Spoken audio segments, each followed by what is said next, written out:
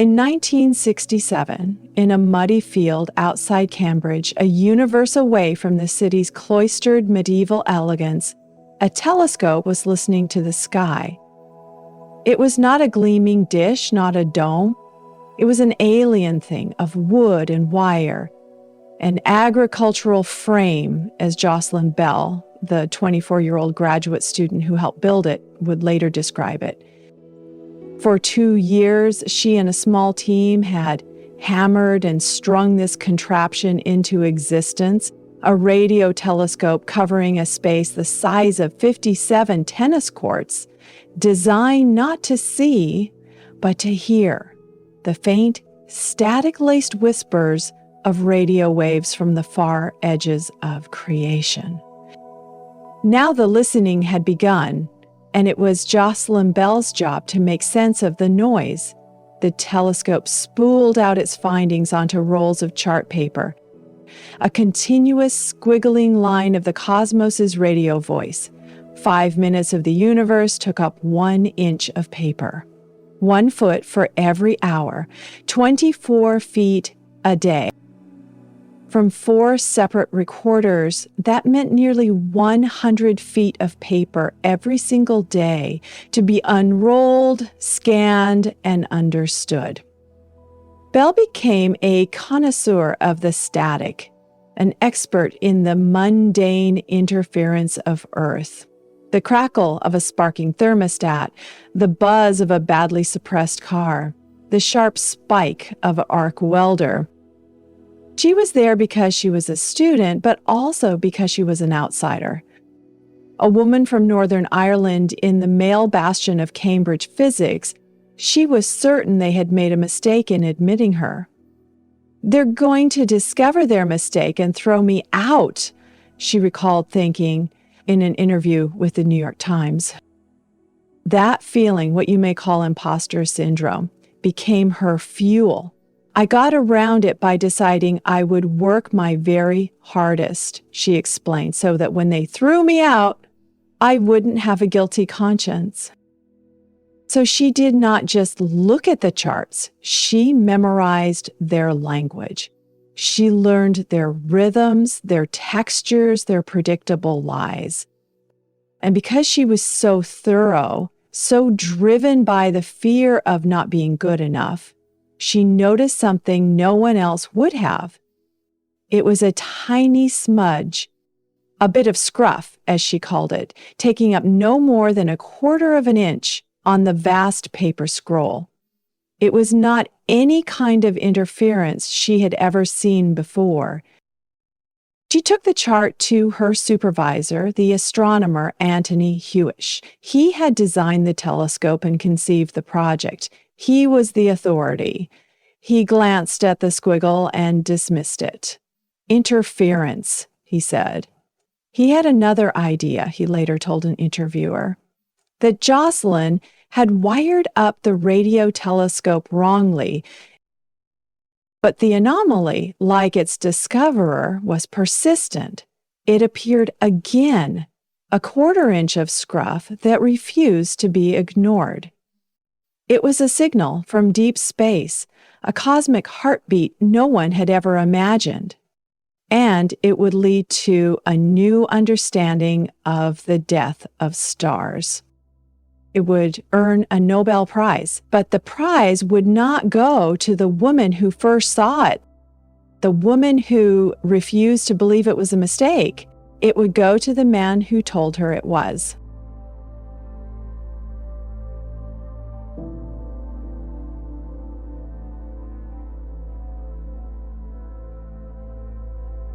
Susan Jocelyn Bell was born in Northern Ireland in 1943 into a world of books and faith.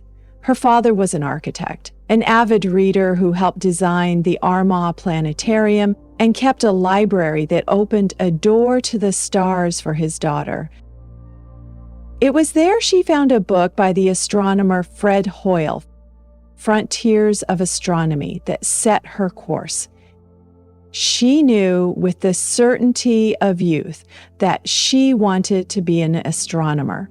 The world, however, had other plans for girls.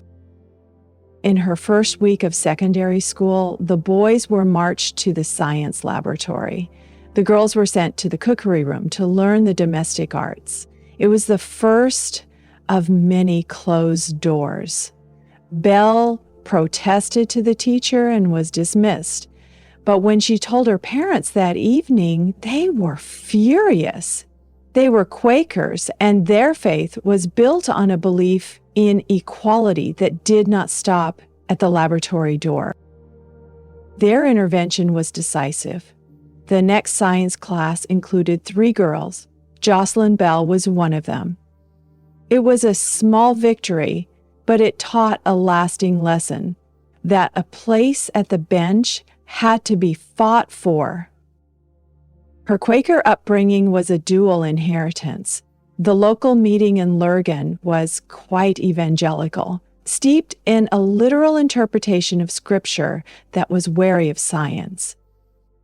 But when she failed the exam for a selective school, her parents sent her to the Mount, a Quaker boarding school in York, England. There, she encountered a more liberal Quakerism, one that encouraged questions, that saw faith not as a set of answers, but as a method of inquiry. My astronomy and my Quakerism have grown up together and are comfortable bedfellows, she would later reflect. The 2 disciplines, one of the heavens and one of the spirit, shared a common principle, a respect for direct experience, for the evidence of things seen and felt. That conviction was tested when she went to the University of Glasgow to study physics. In a class of 50, she was the only woman. Her entrance into the lecture theater was a daily ritual of derision, as she told the New York Times. It was a tradition for the male students to whistle, catcall, and bang their desks when a woman entered. She had to face it alone every day. Had her purpose not been so clear, she admitted, she might have chosen another path. But the girl who had demanded a place in the science lab was not so easily deterred. Her application to the PhD program at Cambridge was, in her own words, rather belated. She did not believe she was clever enough for this top university. Her acceptance only deepened her insecurity. This was the impostor syndrome that would drive her to be more meticulous, more diligent, more thorough than any of her peers. It was a painful state of mind, but it was also a form of training. She was preparing, without knowing it, for a discovery that would demand not a flash of genius, but an unwavering, almost obsessive resistance to being wrong. Her entire education had been a series of battles against the world's low expectations. The fight for the anomaly on the chart paper would be no different.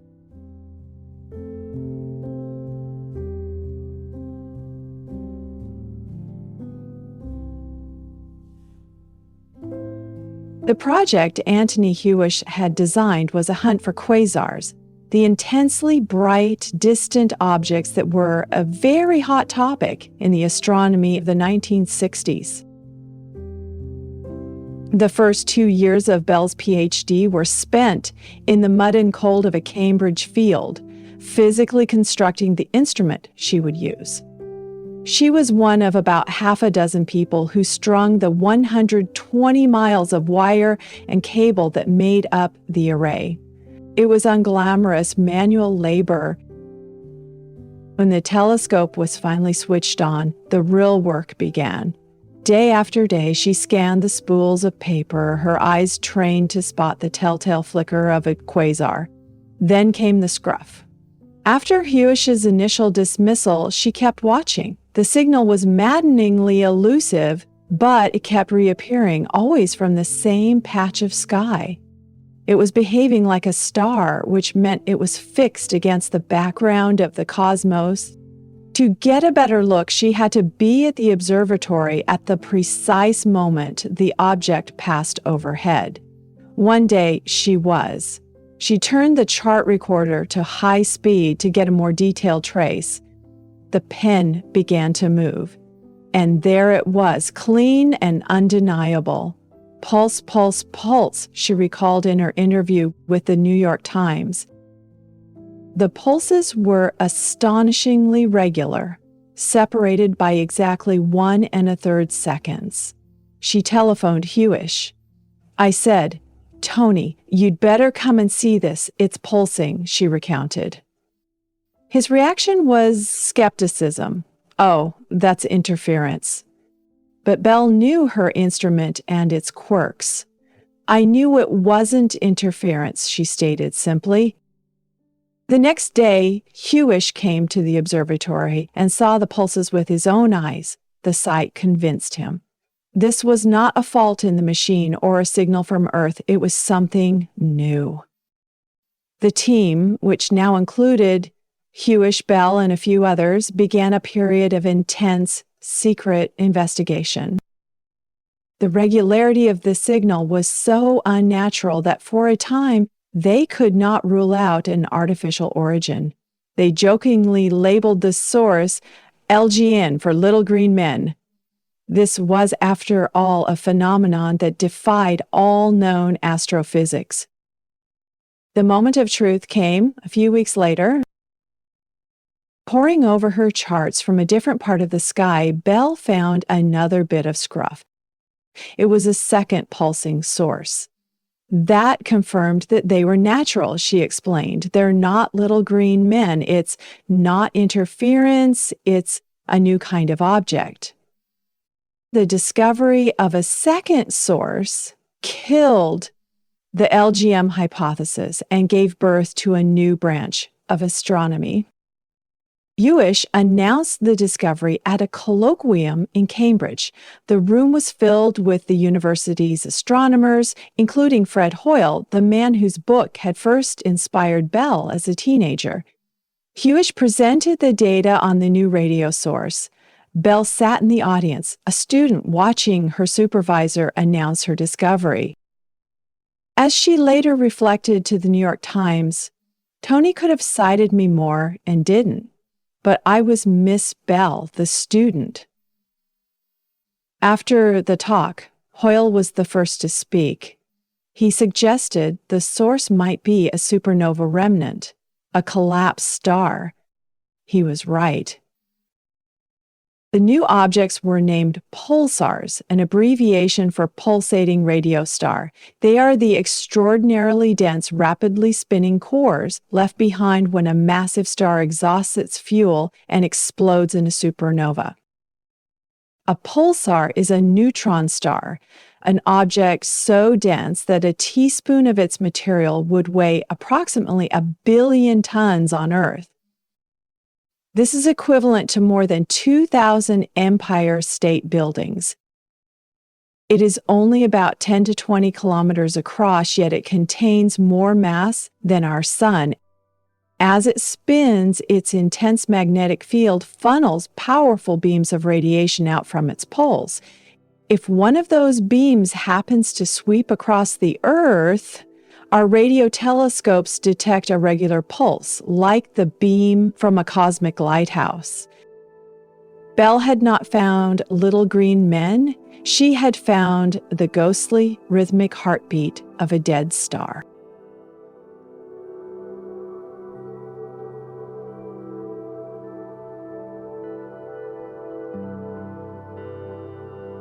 The publication of the discovery in the journal Nature in February 1968 created a sensation. The press descended on Cambridge. The reporters turned to Antony Hewish for the serious astrophysical details. They turned to Jocelyn Bell for the human interest. They would ask me about my boyfriends, she told the New York Times. Was I a brunette or a blonde, and could they have my bust, waist, and hip measurements? Photographers were particularly intrusive, asking her to undo some buttons on my blouse for their pictures. The popular press, she felt, was casting her in a little attractive girl role. In their eyes, she barely rated as a scientist. In 1974, the Nobel Prize in physics was awarded to Martin Ryle, the head of the Cambridge Radio Astronomy Group, and Antony Hewish. The citation credited Hewish for his decisive role in the discovery of pulsars. Jocelyn Bell Burnell, who by then had married and left Cambridge, was not included. The omission was immediately controversial. Fred Hoyle was, in Bell Burnell's words, quite furious. He publicly accused Hewish of pinching it from a girl and of stealing her data, remarks so strong that they nearly prompted a libel suit. After a backlash, Hoyle wrote a letter to the Times of London, shifting his aim. The fault, he now argued, lay not with Hewish, but with the Nobel Committee itself, which had simply failed to understand who had made the discovery. Amongst the scientists, many of Bell Burnell's contemporaries were outraged, dubbing the award the Nobel Prize. Hewish, for his part, defended the decision by drawing a distinction between the skipper and crew. He was the leader of the project, the one with the vision and the responsibility. Bell Burnell was the student, the hands-on deck. This was a system that seldom recognized the contributions of graduate students, no matter how original. Bell Burnell herself has always maintained a position of remarkable public grace. She believes the combination of her status as a student and her gender demoted my standing in terms of receiving a Nobel Prize. In a speech in 1977, she said, "I believe it would demean Nobel Prizes if they were awarded to research students, except in very exceptional cases, and I do not believe this is one of them."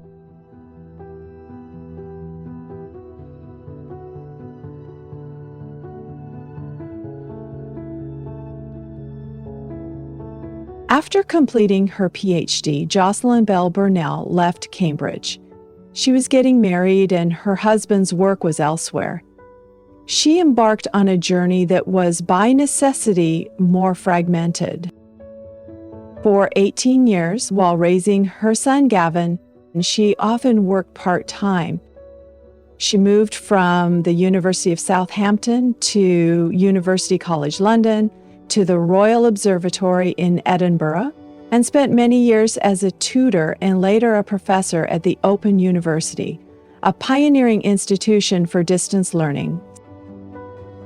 She has reflected that this unconventional path may have been a blessing. Had she stayed at Cambridge, she might have become a much more narrow-minded astronomer. She worked across the electromagnetic spectrum, from gamma ray to infrared astronomy, and took on leadership roles that went beyond pure research. She served as Dean of Science at the University of Bath and eventually became a visiting professor at the University of Oxford. Over the decades, the awards and honors have accumulated. She received the J. Robert Oppenheimer Memorial Prize in 1978, the Herschel Medal of the Royal Astronomical Society in 1989, and in 2021, the Copley Medal, the Royal Society's highest honor. She was made a Dame Commander of the Order of the British Empire in 2007. She became the first female president of the Institute of Physics and the first female president of the Royal Society of Edinburgh. In January 2024, in a uniquely British tribute, Ireland's Meteorological Service named a winter storm Storm Jocelyn in her honor. Then, in July 2018, more than 50 years after she first noticed the scruff on the chart paper, the phone rang.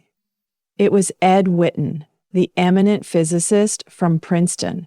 He was calling to inform her that she had been awarded the Special Breakthrough Prize in Fundamental Physics, considered the equivalent of the Oscars in science.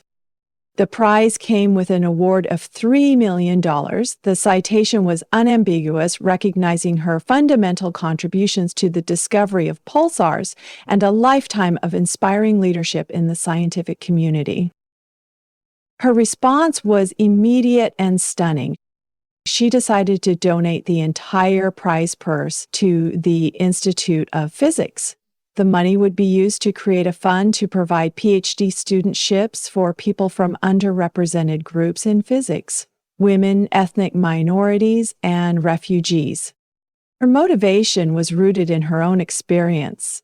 I think a very significant component in my discovering pulsars was impostor syndrome, she explained. She felt that being an outsider had made her work harder.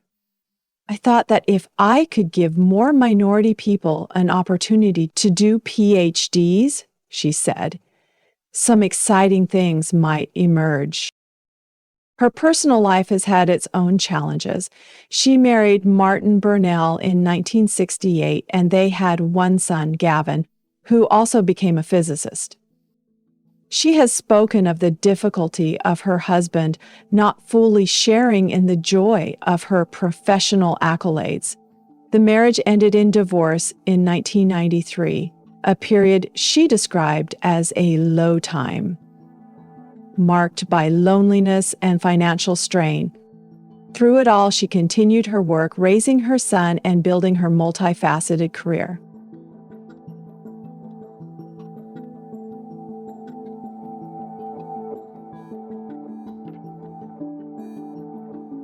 Her life has come full circle. The young girl from Northern Ireland who was inspired by a book by Fred Hoyle now accepts her own status as a role model. It's important to be a good role model. I do think it's important that there are role models for young women. So, albeit